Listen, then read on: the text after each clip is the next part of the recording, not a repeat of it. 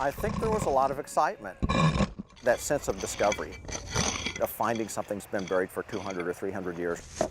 I found a prehistoric piece of pottery, and it made Dr. Green very excited, and I was jumping up and down like I'd won a car and The Price is Right.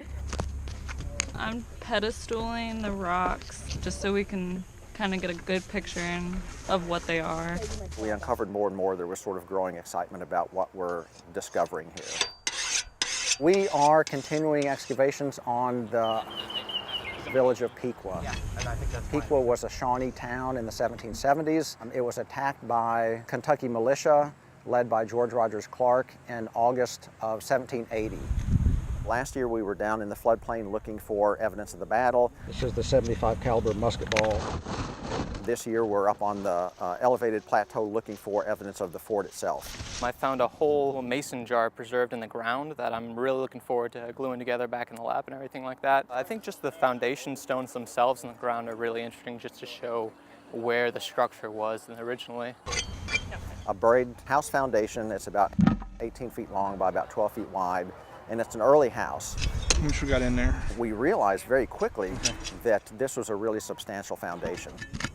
They're uncovering these rocks, these limestone blocks that have been dressed, and they are sometimes 2 or 3 or 4 feet long. We don't want to uncover the whole thing too quickly, right? So we're going to take our time.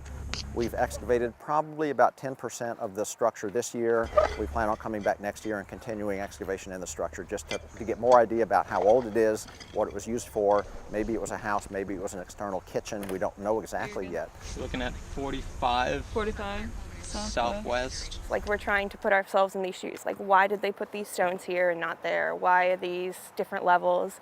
So it really kind of helps you get into the mind of other people, even people that are no longer living. Here in the field, the hands-on, I don't think there's anything that matches personal experience of actually getting your hands dirty. You can sit in a museum collection all day and look at objects and think about the culture where they came from.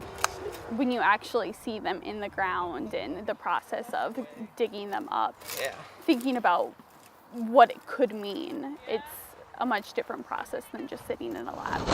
I see this as not only a way that we train students in archaeological methods, which is really important, but also this is an important part of research that we're doing through Wright State University Anthropology Department, and looking for and talking about some local history that in some ways has kind of been forgotten.